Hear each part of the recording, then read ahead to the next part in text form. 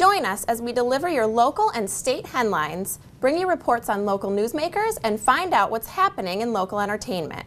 Keep watching, Beaufort. Your news starts now.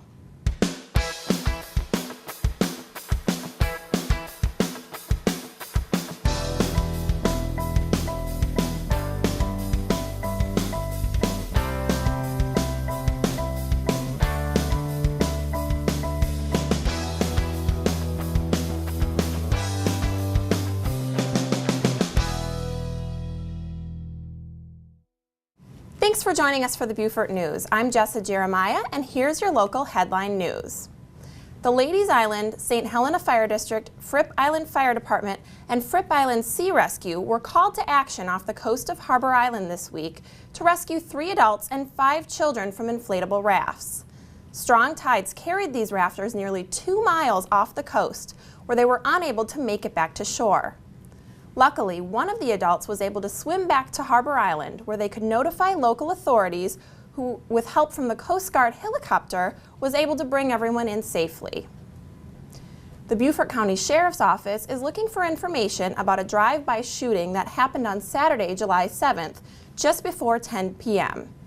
A man in a silver car was reportedly driving on Seaside Road near Ballpark Road when he opened fire on 2 18-year-old men. One of which was shot, but the other is in stable condition. Anyone with information regarding this incident should contact the Beaufort County Dispatch Center at 843-524-2777 or Investigator Sergeant J. Kelleher at 843-255-3418. Another case regarding a fire that destroyed a mobile home on Monday, July 9th is in need of information. Deputies and Sheldon firefighters responded to an unoccupied mobile home which was fully engulfed in flames at 2:30 a.m. Anyone with information is again urged to contact the Beaufort County Dispatch Center. Again, that number is 843-524-2777. A settlement was made in court this week with the Ridgeland man who sued the city of Beaufort for allegedly using excessive force in November of 2009. 27-year-old Mark Altman Jr. filed the lawsuit because he felt Officer Richard Poole used excessive force during an incident regarding a public drinking ticket. The attorney representing the city said Altman's allegations were unfounded and unsubstantiated. Ultimately, Altman accepted a $3,000 settlement. Candace Jackson was arrested on Tuesday, July 3rd for allegedly stealing cash from her place of employment. Jackson is the former employee of Sea Island Carriage Company, where she's charged with entering the premises after hours on 3 different occasions to steal money.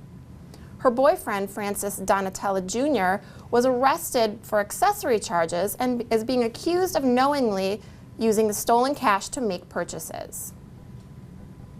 The closing date of the $17 million purchase of the Port of Port Royal has been extended by 60 days, according to the Port Royal Redevelopment Group. The reason for the extension is not due to the purchase of the property itself, but instead because of the importance of its subsequent development. The planned 52-acre residential and commercial development is said to be crucial to the area's economy. After 26 years at the Penn Center, director Mac Walter is retiring. Not only is the school experiencing a director change, but this year also marks the school's 150th anniversary, making it one of the country's oldest schools originally formed for free slaves. Mac will remain in his role through the end of the year and will help transition the center's new director. Do you enjoy baseball as well as getting involved in your community?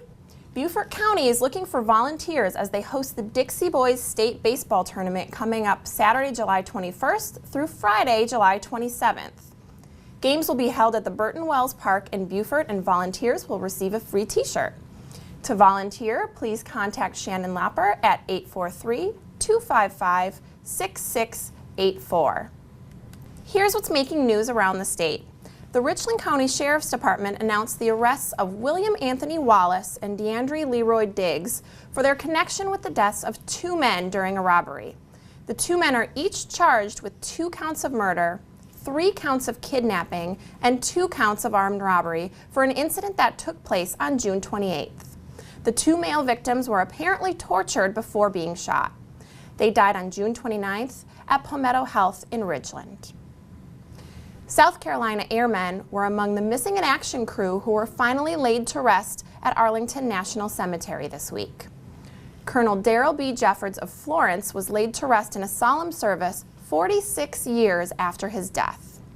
Jeffords was part of a crew that failed to return from a combat strike mission in southern Laos during the Vietnam War. He and his 5 crew members were buried together in a single casket. Democratic lawmakers called a news conference to oppose Governor Nikki Haley's budget veto that shut down the South Carolina Arts Commission. Additionally, South Carolina arts groups are planning a state house protest of the budget veto. Lawmakers say Haley's vetoes will likely be overturned and the state's art commission will be saved. Many USC students are spending their summer doing an internship at the London Olympics this year. The students are benefiting from a relationship between USC's Department of Sport and Entertainment Management and Clean Event, an Australian company that maintains venues at events such as the Olympics. More than 100 students applied for only 50 spots, allowing USC to send over their best and brightest students. For additional information on these headlines, please reference the media sources you see listed on your screen. Also, like us on Facebook or follow us on Twitter. Just ahead, Buck Boone of the Island News tells us what's hot off the press when we return.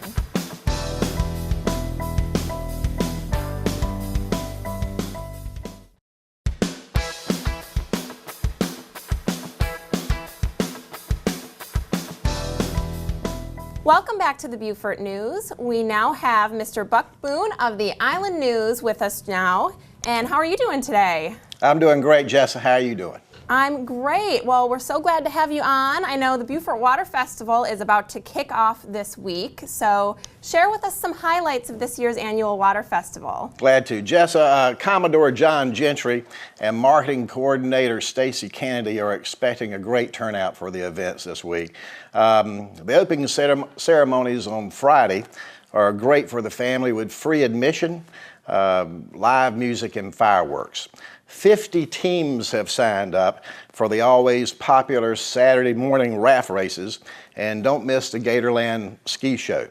The craft market will be brimming with vendors all weekend long, and on Sunday, the Children's Day has been revamped to include many more fun interactive games for kids, and there, I understand, is a new DJ for the teen dance.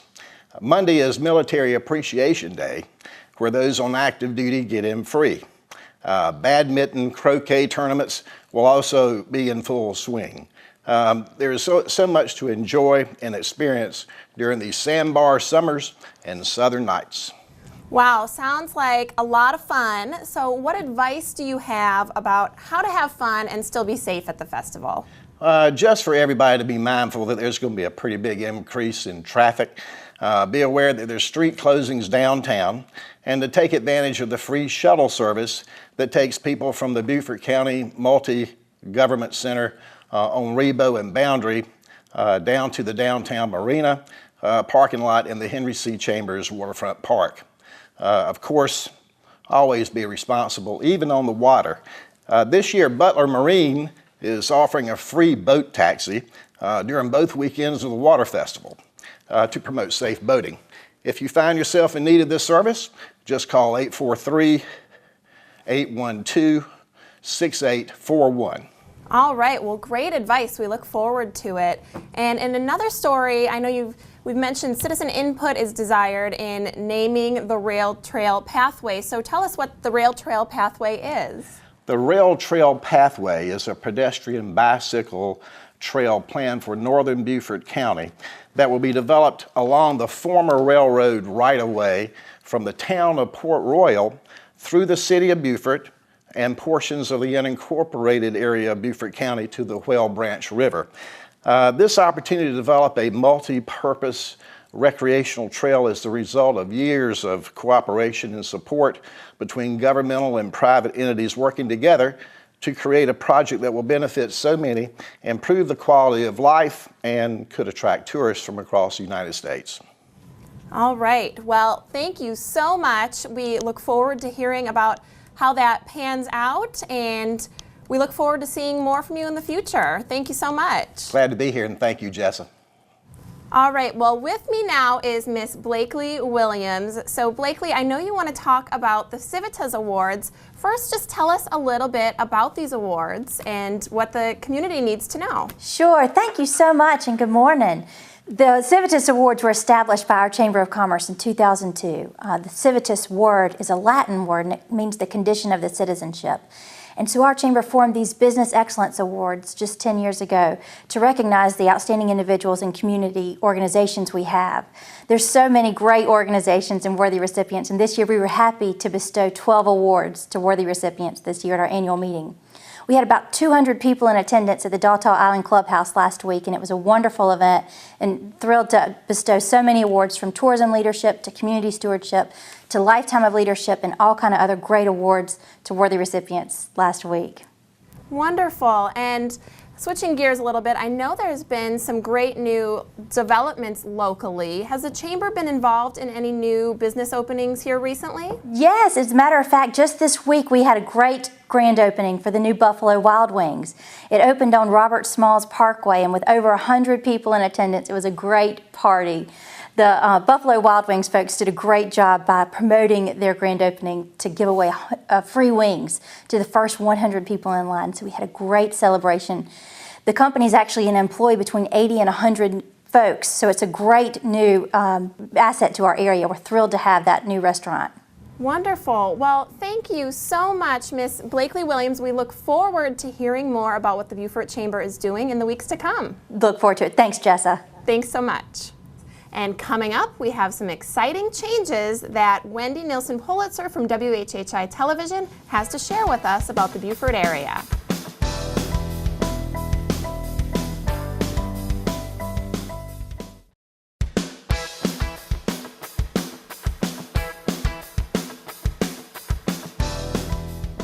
Welcome back to the Beaufort News. Well, big news for the Beaufort area. WHHI Television is on Channel 8, and joining me is Miss Wendy Nilsen Pollitzer from the station.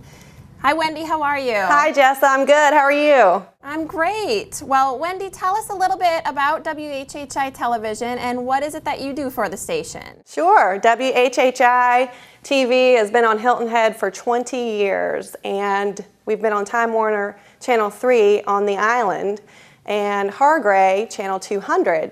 Recently, on March 1st, Hargray moved us to Channel 8, and literally our coverage in Beaufort just exploded overnight.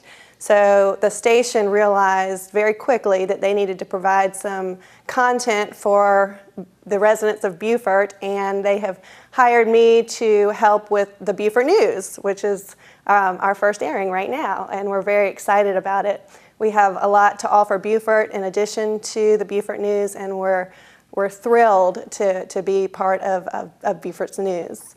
They hired me to help with content for the news and help with creative and other business opportunities with the station. So I'm looking very forward to working here.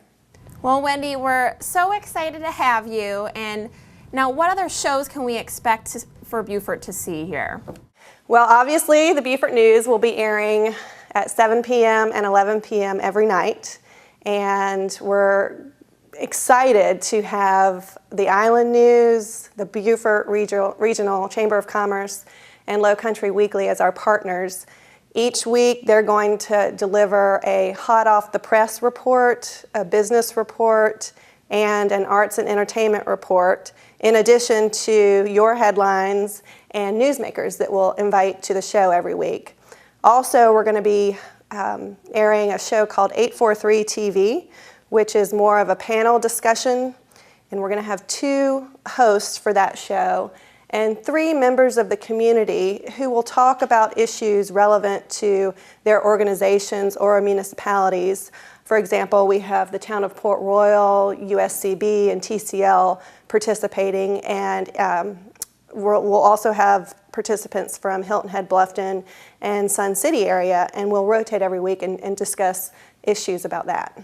Well, that's just wonderful. Is there any way that the local public can contribute to the Beaufort News and other shows on WHHI? Absolutely. Since we are 100% local, we depend on the community for news.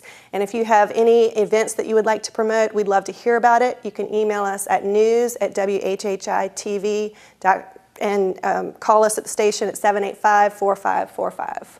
Well, Wendy, that is all very exciting news for Beaufort. We finally have a news program all about Beaufort where viewers can watch and be informed on truly local news. So obviously we are very excited here at WHHI to be a part of all of this. Absolutely. Thank you, Jessa. Thanks so much, Wendy. And in other news, we have Mr. Sammy Gray, who is the most seniored Commodore here at the Beaufort Water Festival. Good morning, Mr. Gray. How are you doing today? Good morning. I'm fine, thank you. Good. Well, we'd love to hear from you. What are the origins of the Water Festival?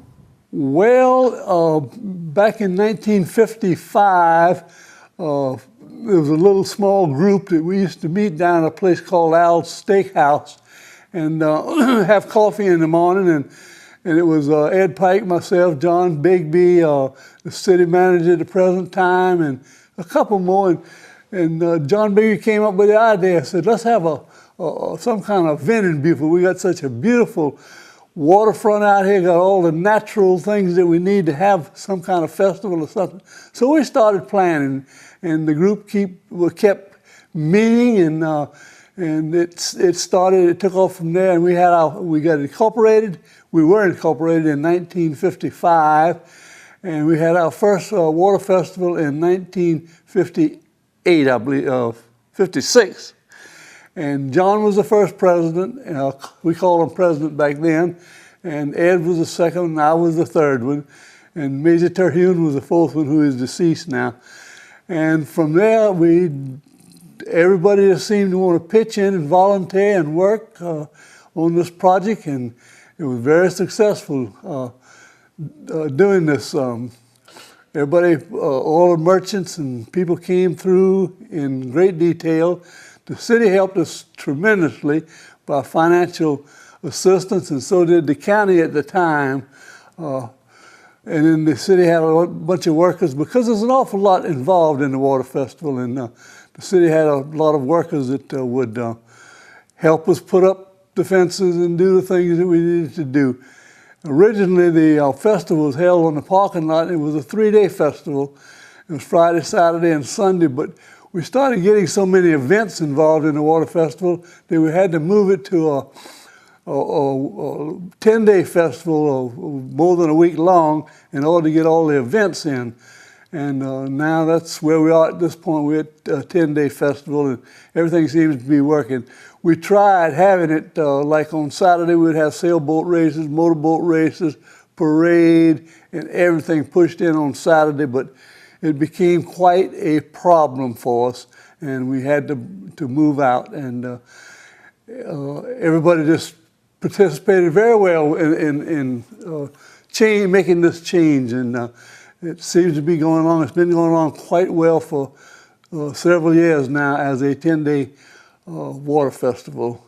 Wonderful. Well, it's obvious to see how the festival has lasted for so long, for 57 years, and what an incredible festival and what a lot it brings to Beaufort, the Beaufort community. So, Mr. Gray, thank you so much for coming on and sharing with us your history with the festival. Want to know what's happening in local arts and entertainment? When we return, we have Mark Shaffer from Low Country Weekly, who will have your report coming up.